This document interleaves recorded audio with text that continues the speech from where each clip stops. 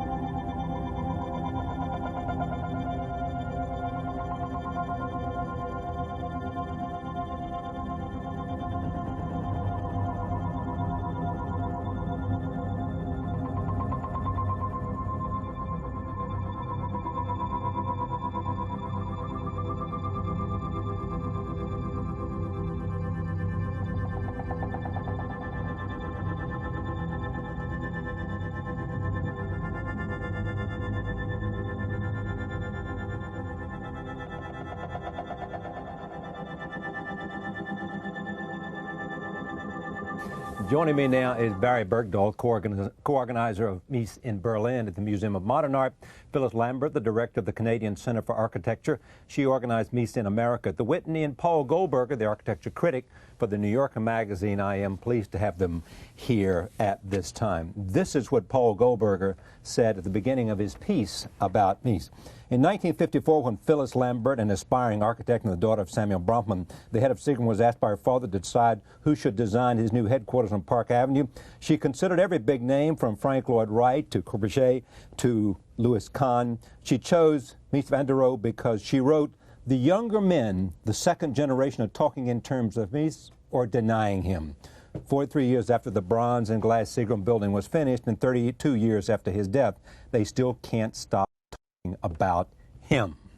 Having said that, let me just talk about him a little bit more before we talk about these two wonderful exhibits and how they became coordinated. What is it about him?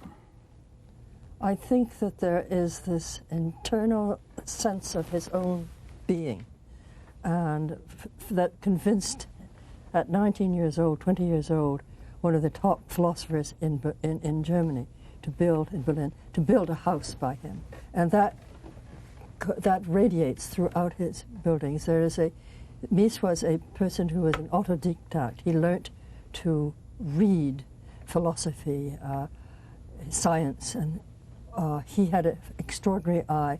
And he was not interested in architecture as such. He was interested as part of the epoch. And so it is this overwhelming sort of sense of what the society is, what the moment is, and rather than any particularity.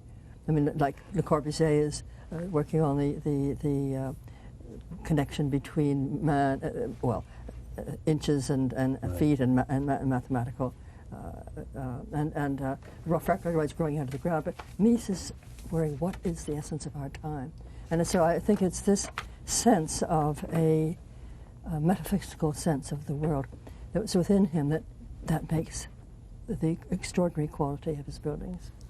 Most people believe the Seagram building is one of the great buildings of our time, and secondly, the best thing he ever did. Do you believe that? I don't think it's the best thing he ever did, but I think it certainly is the great. He did, because you can't. I think it's hard to pick out one building. The most extraordinary building I think he did was the Farnsworth House, right? Because that was such a leap from what he'd been working on at IIT, these steel and brick and glass buildings, and he was learning how to put steel together. He was working at the same time with his students to do clear span structures, that is a huge space without any columns intervening. And he was able to put these together in this tremendous leap. And from there on, he developed the clear span buildings, and at the same time he was building that, he built the 860 Lakeshore Drive, which was sort of it was a very important building, but it was a step in the way of what he was working on. He was an evolutionary architect. Things moved forward. And I think it's wonderful in the exhibition, in the images that you show that you took from the very beginning to the very end, the Barcelona Pavilion, well, the beginning of his great, great work, and the new National Gallery, because that shows, I think, that tremendous transition that he'd made. Let me just bring Paul in on this because he wrote that, but most people seem to say that you should see this almost chronologically if you go to both of these exhibitions. Do you agree with that or not? It's certainly stronger if you see it chronologically, because you discover that there's a myth that Mies is perfection, absolute, complete, rational perfection. In fact, it was struggle and angst, just like any other great artist is full of struggle and angst. And both of these shows show us really connected to the culture, not disconnected from it. And he brought in a lot of influences, but they were distilled through that extraordinary metaphysical sense that Phyllis was talking about into this thing that I think more than any other architect, he created the image of what modern is. What modern is both in the popular sense, people's, the layman's image of modern, but also in the highest and most profound critical and art historical sense of what modern was trying to do. Well, how would you characterize that? I think it was a sense of lightness, thinness, freedom from a sort of heaviness, and a sense of sort of bulk and mass and weight, and also freedom from the most traditional forms of decoration. And reduction to the purest. Reduction to purism, exactly. Right. Although he was not always as absolutely and completely pure as he or his followers like to pretend. Of course, that's one of the great things that these shows also show us, is how, in fact, Mies could decorate with the best of them. He just did it in his way. These two exhibitions, what do you hope they accomplish? Well, I think you've set it up here in a certain way, is how do you take on something that within 3 minutes we all agree represents the essence, the modern, the 20th century, and look at it afresh. So we hope that it would be possible to think again about and with Mies. And so to have taken the almost contrarian point of view and say, let's deny the less is more and do two exhibitions. Which has led to all sorts of commentary inevitably, and those two catalogs seem to really run in the face of it. But it was, in a sense, to say, could we conduct an experiment, cut Mies in two, and say these two 30-year careers taken apart will allow us to open up the questions all again. Okay, but then let me ask both of you as curators who put these two together, what new comes out of this, both in terms of the combination of this, what new understanding about him, what's fresh about it? I think everything from his development, which, as Paul said, one sees him as someone who's struggling, who's connecting. We tend to the sort of postmodern Mies that we've had up till now, not that these two exhibitions, I think, don't bring us a new postmodern Mies, has been a reductivist Mies that has taken almost all of the cliches out there readily available and kind of accentuated them. So to discover a Mies who's reaching out to connect with the avant-gardes, to connect with the most diverse kinds of experiments about self-consciousness, about space, a whole range of types of building types, just to bring in even unexpected buildings that he was involved with, unexpected contexts. One begins to see a mind in formation and a much more diverse production that doesn't allow you to settle into into the 3 or 4 cliche images. And I think when one gets to the 3 or 4 cliche images, they're seen with the sort of materials that these other perspectives bring to them, so that the Barcelona Pavilion can be looked at anew, maybe.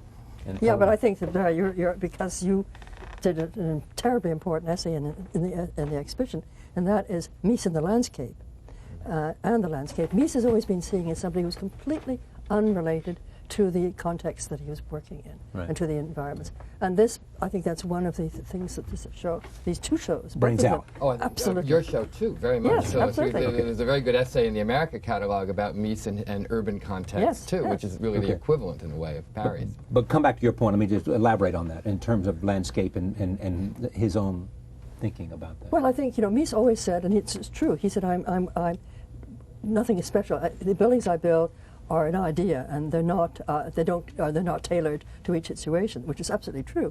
But at the same time, can you imagine Seagram in Chicago, and can you imagine the Chicago Federal Center, this very powerful, black, serious, in New York City? You see, so that these buildings, there is a relationship to the context in which these buildings are, and the way he always brings his buildings into the city on a platform. He establishes that, I learned from your show, at the Real House. I mean, this is extraordinary. I thought that was this the first house in Germany? Yes. House of the philosopher. Yes. And then, of course, at IIT with that marvelous flying carpet sort of image of the campus.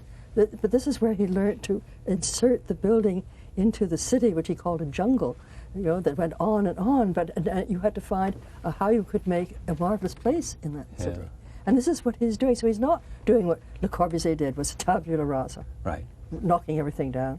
Or he is actually making discrete places in the city that are open, and yet they are part of the city at the same time. You can put these all over the city. You could put them in different cities, and there's a kind of a sense of connection between them. And this is what is extraordinary. There was a time, I think, when Mies was really the enemy. In the enemy of the avant-garde in architecture. Right. In the late 70s and the 80s in particular, in the age of postmodernism, when everyone was talking about going back to history, we were so turned off by all of the wretched buildings that were imitations of Mies. Not Mies's own work, like the Seagram building, but the garbage on 3rd Avenue that was a knockoff of Mies, that it led to a reaction against all things modern. Right. And then, in those years, nobody really looked carefully at Mies because he was seen as the sort of progenitor of all this horrible stuff, even though, in fact, his own work was very different. Now we've come far enough, I think, so we can look back at the original stuff. Did the postmodernists make that distinction or not? They tended not to, or occasionally they would, just for the record. They'd say, oh, of course we know he's a great architect, but look at all this terrible stuff, and it's really important that we do different kinds of buildings now. But in the end, it was a criticism of all of in the end, they were thrown together more than they were put apart. And the notion that a modern building, a Miesian building in particular, is like this glass. It's just a pure object dropped down there, as opposed to something that really relates to things and creates space in between, like the little space between these books, in fact, which actually has meaning. The way these books lie on the table is almost very Miesian, and you can feel some space. Now we can look at that more. We can think about that more because we've gotten away from the whole postmodern reaction. Go ahead. I think one of the most fascinating things of your juxtaposition of the Real House and the Venturi's mother's house, which one also thinks is almost identical in date to the Seagram's building, is to think that Venturi is launching that critique right at precisely that moment, but your juxtaposition says we should perhaps sort of rethink even about that moment around 1958. Exactly. They're brothers under the skin on some level. Exactly. And the other night there was a program at the Museum of Television where they rebroadcast the 1986 film made on Mies, his centennial year, the kind of the veritable moment not to be doing Mies. And we went there rather dreading it. And one of the most incredible moments was a interview with Robert Venturi in 1986, and he said, the thing I most regret is having launched Less is a Bore. I think that one has a lot to learn from Mies. And this was in 1986. So having gone there dreading it, we sort of thought maybe we've been talking to Venturi 14 years ago. Here is the arch postmodernist, even if denying it now, actually very early, ahead of the curve, wanting to rethink Mies. interesting thing about Mies too is that I just went to see the Blake exhibition. You talked about I did. it here. You're Yes, right. I know. Well, there was this complete connection between the two, Blake and Mies, because Blake was against rationality, and he Newton. He said it's too rational. You have to have creativity. And Mies, exactly the same thing. He was not this rational being. You mentioned this, that everything was logically thing. There was always this poetry. There was a naivety in his work, which was extraordinary. And he was not this ready-made, out of the head of Jupiter person who was just laying down these buildings. Yeah. And this is what is so extraordinary. He talked about Ford. He was fascinated in the 1920s. Everybody was fascinated by this mass production and these things. Right. And he said, yes, but it's too mechanistic. He said, we have to have our feet on the ground and our head in the clouds. You see. But can you define this philosophy? We've talked around it. That comes from him. A philosophy? Did Mies have a philosophy? Did he have? He talked really about, I think, it's the internal thing. He didn't talk about it much. When Right. he describes his buildings, it's always fairly much a description of how what the pieces are. And what in the office in Chicago, with all his, I was speaking to Gene Summers, who was his right-hand man for 17 years, and I said, Mies, did Mies ever talk about his philosophical intent? And he said, no, he was interested in making things clear. He was interested in the structural architecture. Clarity. So that there was these two, yes, absolutely. But there are these two levels that he was he was on, and But they had qualities that he never talked about, but he could convey in the work that nobody else could. I mean, there's a serenity to a Mies building that is not present in most sort of imitation Mies buildings. But he wouldn't talk about it. He wouldn't talk about it particularly. We wouldn't talk about the achievement although of serenity. I think when Phyllis talked about his dislike of mechanistic things, he was that was as far as he could go to say that. It's very interesting that the images you showed at the beginning all had figures in them, which is right, because in fact, people feel right inside a Miesian space. They don't feel that it excludes them the way so many modern spaces do. There's something about the way the human figure is in that space that feels as perfect as the presence of the human figure in any kind of architecture throughout history, I think. It is as natural and right. But I think there's a connection there. I think the big, if one could say I want to put my finger on a Miesian philosophy, it is the hard one where he takes on this. There's a kind of crisis of confidence in this issue of the technological, but it doesn't lead to a retreat from the technological, because he emphatically says this, the 20th century, is the moment of a technological transformation of society. It cannot be denied, it cannot be undone, but we need to both struggle with it, transform it, and transcend it. And so there's a realism in the sense of wanting to deal with what he will over and over call the facts of the epic, with this desire towards spirituality, towards a sort of restoration of something that might be either lost or in danger, but without nostalgia. That's absolutely And I think that is one of the reasons why he suddenly seems to be of such contemporary relevance. Express that again, because I want to make sure I understand.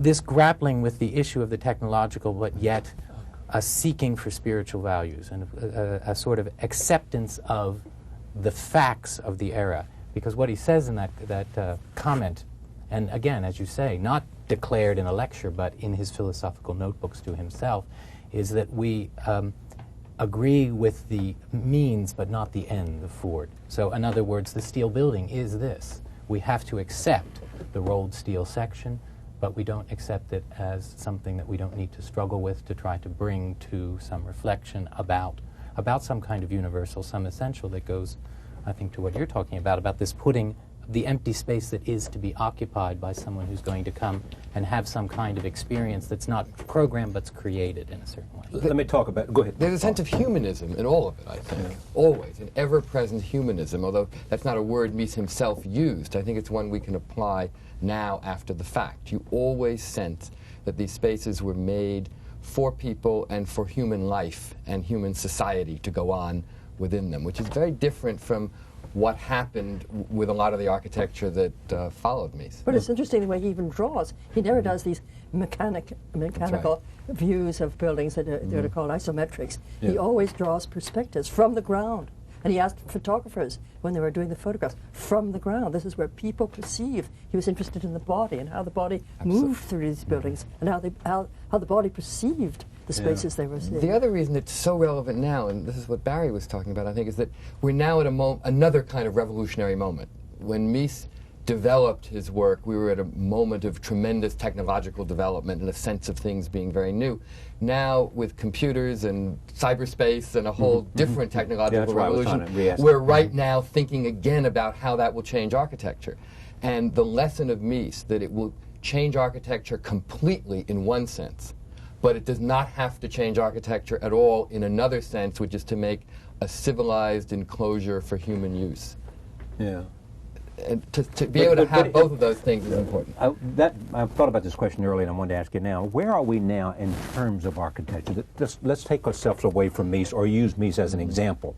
Where are we today? Is there some sense, picking up on what Paul just said, a look at where we are? There was some excitement here because of Venturi's got an exhibition, you know.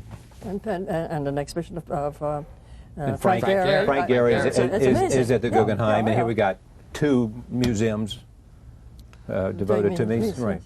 Where are we in architecture, and is there some sense of searching? Because, and let me just sort of, you've got a generation. We're beginning, if Mies was a generation, then moving to, he was representative of a new generation coming on, and then you have another generation that came after him, I would assume, the whole sort of Gang of Four and all that. And then, where are we today? I think that he himself felt that architecture would change again. There would be, when there was a new kind of technology. And he said this, and he said then there would be something new. And he was always talking about something alive and something new. So all this dead stuff would something he would just not, it's not alive, it's not new. But I would think that the kind of attack that Frank Gehry has on his work is very much... The kind of attack he receives. No, the attack, the way he approaches his work, I don't know, attack is probably the wrong word. But the way he approaches his work is using this technology. He does buildings you could not have built before the computer was there. It's because not only the design on computer, but it's actually the fabrication of the parts, which you could not have done. It was tried in Sydney with the Opera House. It was a tremendous struggle to do that. And so I think that this is sending architecture, I don't know where it's going to go, how it's going to go, but it certainly is something new. There's simply no question that it's something new. And but the attitudes towards humanism, I think that you talked about, of Mies's work, I think people are beginning to understand. I hope that's one of the major things that comes out of his attitude towards humanism. Yes. Yeah. Tell me, when you met him, what was he like? He was amazing. I had spoken to all sorts of architects, and they always criticized everybody else. And that hasn't changed. And I asked, there was some question about Le Corbusier, and I asked Mies, what about Le Corbusier? Everybody said he couldn't build in New York, because he already had something else. And he said, but of course, he's a wonderful artist. Of course he could build in New York. Yeah. And he was the most generous man, and he was, the sense that I talked about with Real, this 20-year-old man convincing a major philosopher to build his house, there was still that sense of his own being. And he was also very funny. He had a great sense of humor. This is seen in drawings that he did, and the way he would, when he had 1 or 2 martinis, he would do, it took the edge off his shyness. I think he was enormously He was shy. Yes, oh yes. And of course he also had trouble with the language, which he didn't speak any English when he came to America. It must have been desperate for him. And yet he learned. One of his people who worked with him said, it took us so long to work something out, because he'd say, now how do you say that in English, and how do you say this in English? Now, how old was he when you were, How old was he? Yes. 70-something, 70. Let's see. Well, I could figure it out. Yeah, but in early 70s. 72. When you hired him to do the Seagram building. Yes. Wow. And but he was. There was a gentleness about him, and there was nothing didactic about him. There was nothing. He said, "Do this or that." He always said, "Well, try again and try again." It was always this kind of a gentleness. There was no harshness. All right, let me take a look at some things we have here. Start with, this is a real house. Take a look at that. At first, I think the exhibition that we did at MoMA is an attempt to, in a way, give you a context to think about this building. as one that is denying. There's already this complete stripping away of decoration. I think we look at it at the beginning of the 21st century as a kind of nostalgic little cottage. The thing that's amazing when you encounter it in the suburbs of Berlin is that, unlike all of its neighbors, it's stripped of all ornament, and Mies is already pulling out a kind of essential order out of that building. But it's not only an order that implies that the building is made up of a rational number of parts and a rational building method, but he opens up and voids the last bay of the building, where the window is missing, all the way over to the right to frame a view of a landscape that's yet to come. Next slide, next is the Bismarck Monument Project. Just reflect on this. Barry?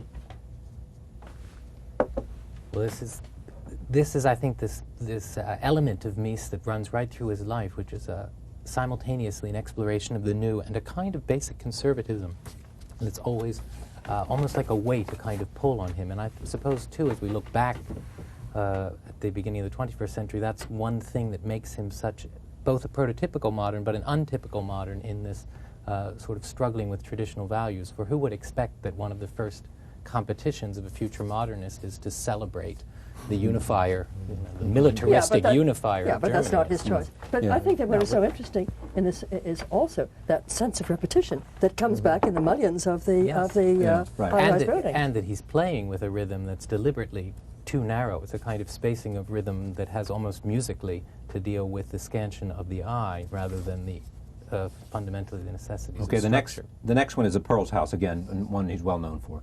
What should we say about this?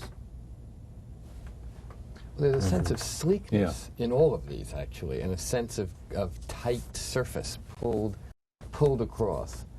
Well, that one, when you get close into it and you see the capitals on the columns, I mean, but that wonderful opening, that hole, I mean, that is absolutely extraordinary. Reduce the classical detail to its boiled down to its thinnest essence. But you find that opening, that hole, in the Farnsworth House, you know, and in the Seagram building underneath it. It's almost a puncturing of a kind of space inside the perfect geometric element that becomes a kind of almost a viewing place for you to look out, so that one violation of the perfect geometry becomes the place that positions you vis-a-vis the exterior of the environment. One could take it all the way up to the lobby at Seagram's. It certainly draws you in. Yes. The next one is the, this is a Krola-Mura that was a villa project. Yeah, that was a full-scale model.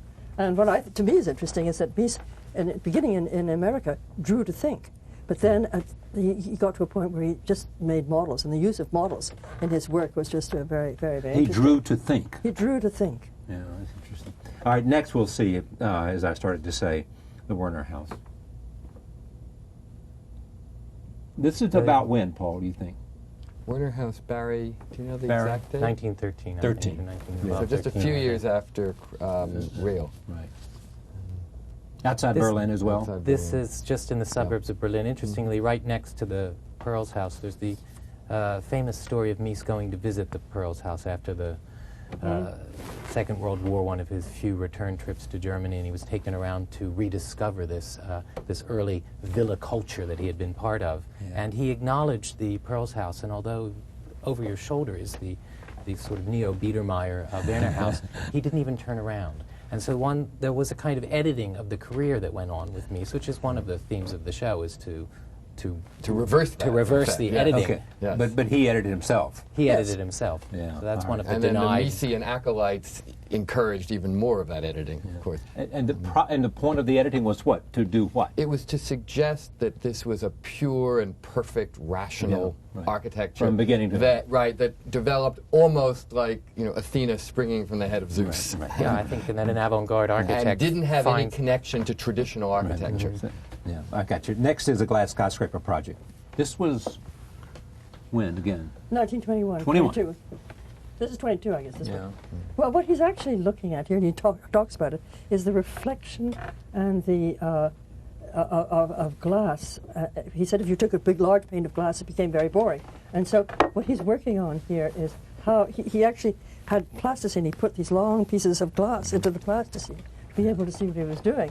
And here, of course, you see a I would say, absolutely proto-idea of structure, because God knows what that structure is. It's some sort of a central column with cantilevered floors on them, which simply couldn't exist, but it's an idea. Yeah. And so you see a sort of yearning to go go towards a structural architecture. And he said, you know, buildings, when he showed this one or the other skyscraper, he said, buildings and construction are so absolutely wonderful. They're so overwhelming. You see the skeleton frame, and then they put, when they put stone all over them, they completely disappear. The power goes. Yeah. And so this is what he's working with. Okay, the Weisenhof apartment is next. Well, that's you know, that's part of a large project that he edited. This is his, that he was the designer, not designer, the master planner for. Yes, right. But this is interesting because you see he's completely covered up the steel. You wouldn't know that's a steel building. The only reason you know it is because the verticals are so the verticals are so minimal. Right. The Herman Lang house is next. Well, this is interesting. Of course, this is not the Herman Lange house in a sense, because this is one of Thomas Roof's photographs of the Herman Lange house. So this is already a sort of artist responding to, and one feels it. But he's responding in a way that kind of has resonance with Mies, in as much as he's blackened the windows in a certain sense, so that Mies's play with transparency and opacity, although in certain moments you see right through the building as though it weren't there. So that kind of solid screen transparency oscillation that Mies was interested in is something that I think Roof has picked up on and made almost accentuated in these photographs. Okay, the next is the German pavilion. This is a Thomas Roof picture? Yes. Of the new one, then? No, yes, the reconstructed one. Yes, absolutely. All right. Well, of course, that has all the elements of the, what would be happening is the plane of the roof and the plane of the podium. To be seen later. Pardon? To be seen later. Yes. Right. Absolutely. Of course, the podium was already there in the real house, but here it is really so much, so clear. Okay. Well, I think that's what's so fascinating. In the real house, of course, is on a steep hillside, so he needs it in order to create a place for his building. The Barcelona pavilion is on a flat fairground, but yet his first instinct is to carve out the place where he's going to make his building, simultaneously to separate it, but then also to reconnect it in that way. So the first instinct is always to almost inscribe the territory for architecture. Yes. Okay, the next is the new National Gallery in Berlin. Well, this is, you know, his last building, and there are actually two buildings that were put together. The 20th Century Gallery at the bottom, which is a permanent exhibition, and the exhibition pavilion at the top, which was to be for temporary exhibitions. And this is exactly how the place works now. It's the idea that Mies finally got to his pure space, pure steel, structure and space together. This is only steel and only glass, this building. There is nothing else that intervenes. You see some exhibition pieces that are in the exhibition now. And it is, when you come up from it, this is at the back of the garden, but when you come up from, you see it on the podium. Here the podium is very strongly accentuated. And again, that podium, and you mount up to this thing, and although it is going like, when one rises to a temple on a hill, it is not a temple on a hill. You see the city reflected around you, and you are in the building, and you're able to walk in a sort of serpentine. Any way you want to, there's a freedom. And I think this sense of freedom in Mies's work was extraordinarily important. You mentioned earlier the Farnsworth House. Yes, indeed. Before we take a look, just give me some sense again of why this is so important in his evolution. It is so important in his evolution because he had struggled to find out how you could really put steel together. This is the first expression of a building that is just pure steel and pure glass. And he worked with the space. It's also a building where there are no columns that intervene in the space. The columns are on the outside. And so it is a building in which the space, the continuity of space, and the space that keeps on unfolding on itself when you're in the building, and the building also in the landscape. The fact that the building, there are two planes, and then a third plane which is lower, which is how you rise up into the building. The importance is that he said himself, in 1933, he described the fact that you could use steel or concrete and plate glass allowed you to do work that you could never do before, that you could have space that you never had before. And he said, we will not give that up. And he said, it also allows you to connect to the landscape. And this building, really, that was a kind of specification for what this building is. It was designed as a weekend home? Yes, that's exactly. In putting together these two exhibitions at these two museums, how much conversation, yes? We didn't. We were so busy. I mean, we knew that we were doing this, but we were so busy trying to understand what we were working with. There was so much work to be done just looking at the material, analyzing it, that we never had a chance to speak. No, I think the fact that no one wanted to pick up the phone and say... We had no room to do it. Yeah, but was anything about competition here? None. I think of it more as a scientific experiment where we've said, okay, you do Berlin. This career divides almost exactly in half. 3 decades in Germany, 3 decades in the U.S. The archive is enormous. The issues of making one think about it anew are enormous. We each take our 30 years. We'll compare results. See you in 2.5 years. Let's have the same opening date. And by the way, this is the size of the catalog. As you can see, we agreed at least on the dimensions, if not the thickness. Right. Listen, look at this. There you go. And so then we came back together, and the exciting thing... No conversations in between, no sense of you won't believe what I just found or what conclusions I just came to. Not really. Who I just talked to. No, just indications that we were still excited by it, and that the astounding thing was, rather than having complete burnout after such a long project, that the day when the opening came, we were going to be able to go and visit the other half of the career and see what the other team had come up with, and also see this extraordinary thing, to be involved in someone's biography and decide that you're going to not exactly put blinders on, but that you're going to, in the case of the Berlin show, that you're going to say, my biography doesn't need resolution. I'm only going to deal with the portrait of the artist as a young man. What's the difference in the man you knew, just if you could confine yourself to what this was about, and the man you discovered here? What's the difference in the man? I think the difference in, even for the public, as I did when Phyllis invited me to come for an early preview of her exhibition, and I walked into the first gallery, and there was a table filled with books and a row of paintings on the wall, and my first thing was to say, oh, well, we have paintings in our show and books in our show because Mies was becoming an intellectual and involved with the art world also in Berlin. I said, but we didn't put them in the first gallery. And then it struck me immediately as there it was.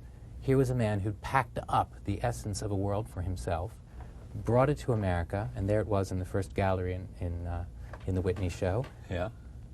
And had decided for himself, these are the issues that really are essential for me to deal with now in architecture in a new land, and I'm going to deal with them. And one sees this extraordinary process unroll.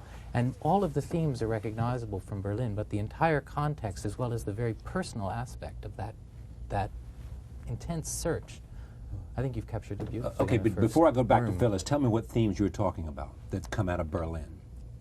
The themes of interest in new technologies and new structures, the building as a search for authentic structure, but also as a kind of frame for a relationship to the outside world, this realist confrontation with technology that we've talked about, as well as an interest, and this was a surprise, I think, for both of us, a profound interest in nature, both in relationship to landscape, but also in relationship to natural science research. That, to me, was the amazing thing. Was I remember at the study center at the CCA, about 4 years ago, one of the scholars said to me, what was Mies's relationship to the context that he was in? And I said, none.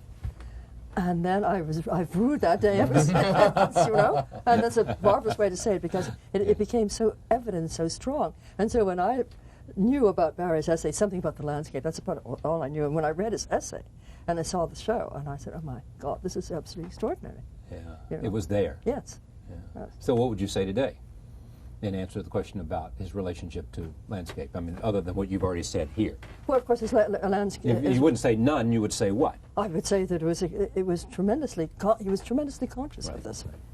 All right, let me take a look at some continuations of Mies in America. This is Lakeshore Drive for anybody who's ever been to Chicago. This is a fascinating image, because 860 Lakeshore Drive is on the left, and 900 Lakeshore Drive, 900 910's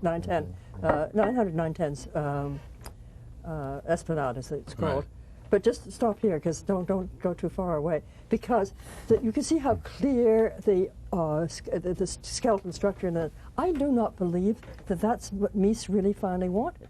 It's like the figure, the cover of Gay, which is a German magazine, which he had a building that was much more like the one on the right, the dark building in the city, the mysterious building, the interiority of the building. And this is, even though that building is not a great building in itself, the two buildings, this is the building that led to the Seagram building, that he was going to take the skin, not have the skin stuck to the structure, but the skin away from the structure, so that you have a much richer play of light, of realizing that there is a structure and there isn't a structure. There's a mystery to Mies, which I find is fascinating, that you find in these buildings, you find in the New National Gallery. I mean, that mystery of that space. Mystery of space. Yes. Yeah. Okay, the next one is, again, Lakeshore Building. Lakeshore Drive, 860 Lakeshore Drive. This is an exterior of the lobby. Yes.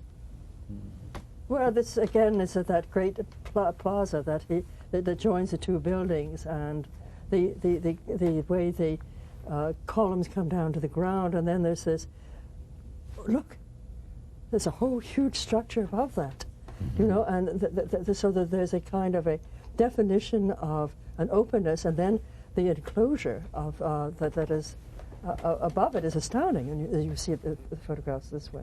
Okay, coming up now is the Seagram building.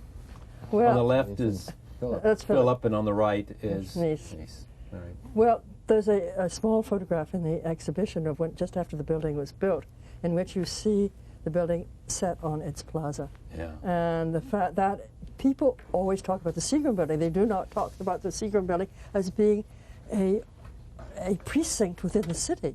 They don't see the fact that the Four Seasons at the ground level, which is, you know, sticking out, where Mies has his hand right on the top of, well, actually it's a part of it, yeah. And that at the ground level, that there is a presence of life, a presence of human existence. And after the Seagram building is really two buildings. It's the long bar building behind and the tall building in front, and then set on this, in this precinct, on this podium.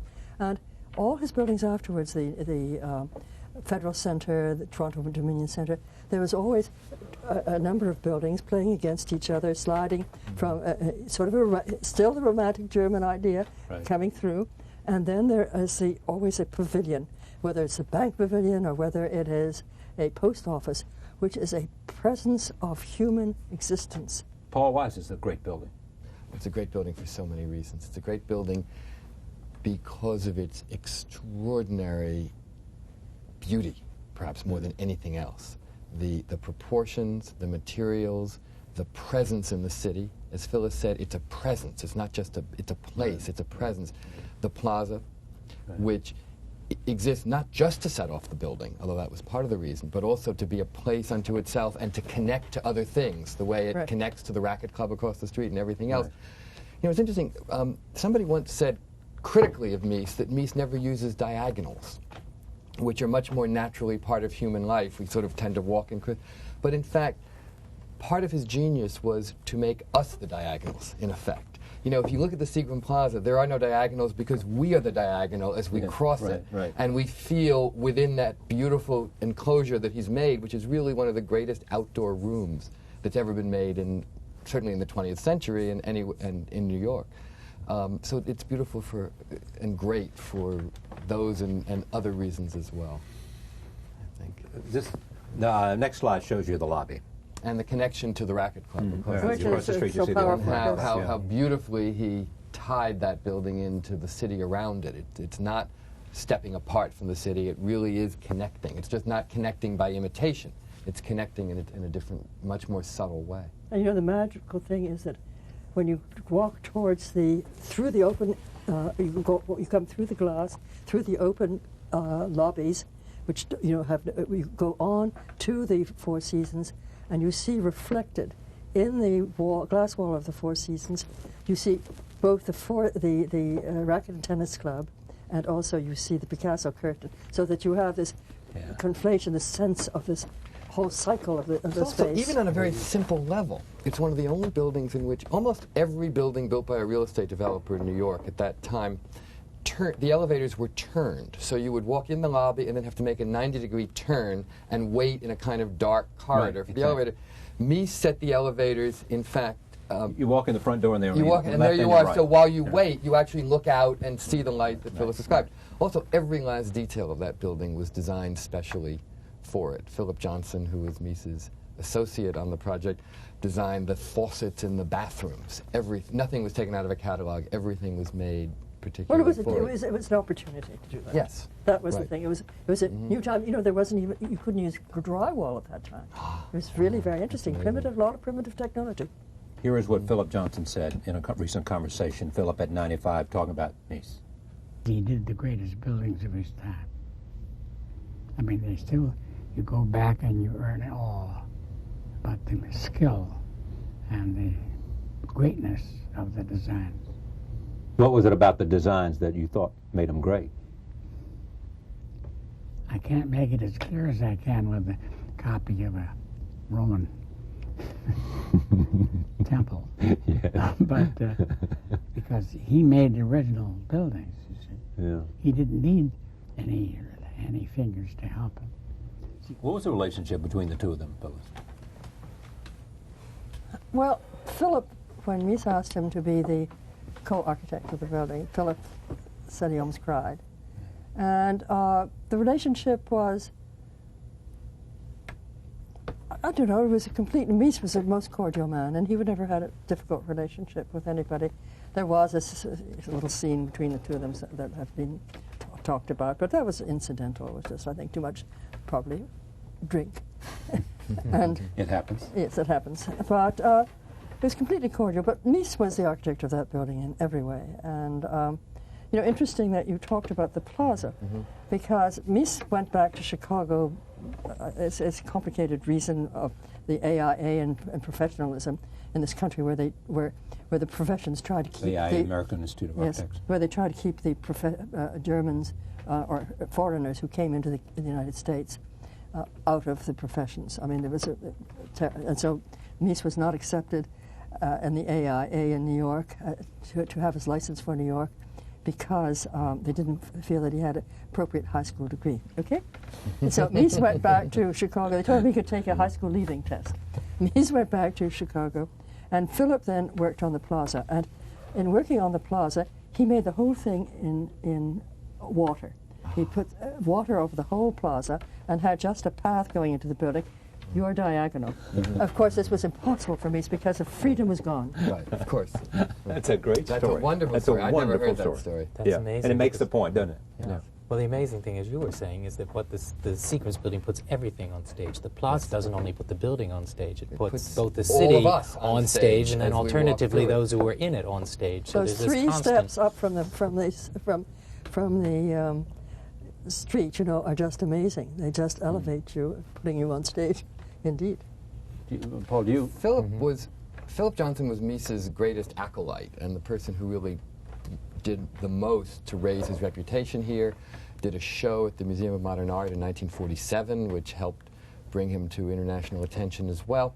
But like so many acolytes, he simplified, oversimplified what he was trying to honor.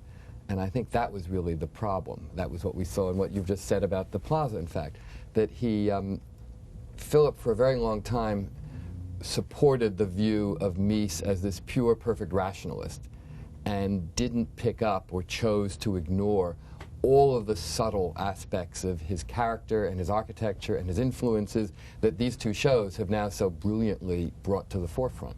What did Mies think was his greatest achievement?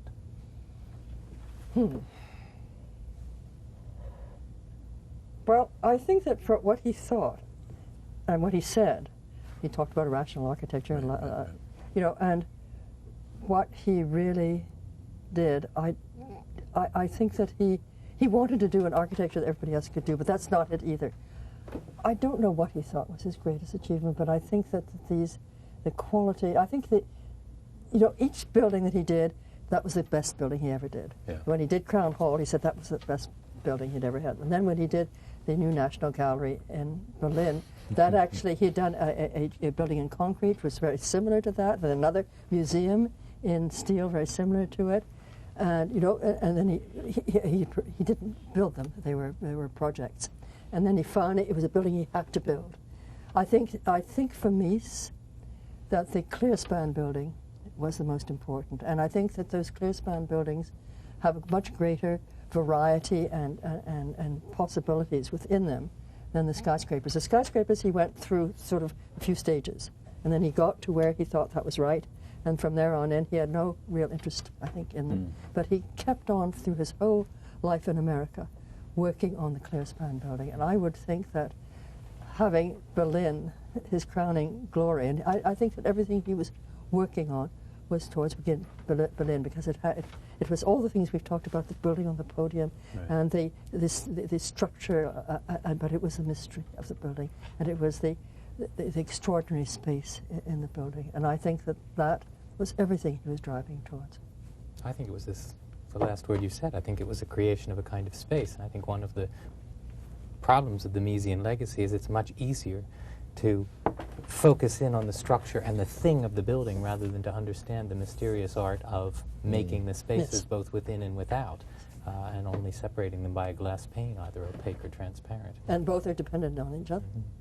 You know, I think there are very few people in all of architectural history who have actually created a new architectural language, and Mies was one of them. And to not only create that language, but then to be able to make of it things that are just almost indescribably beautiful, and that keep pulling us back to them over and over again, make you want to look at them, go in them, feel the space, feel the texture, and just be made serene and happy by them. That's an extraordinary achievement. My thanks to Paul Goldberg of the New Yorker Magazine, Phyllis Lambert, Director of Canadian Center for Architecture, organizer of Mies in America, Whitney Museum of American Art. Also Barry Bergdoll, co-organizer of Mies in Berlin, Museum of Modern Art. He's also at Columbia. Thank you, thank you, thank you. Thank you for joining us. We'll see you next time.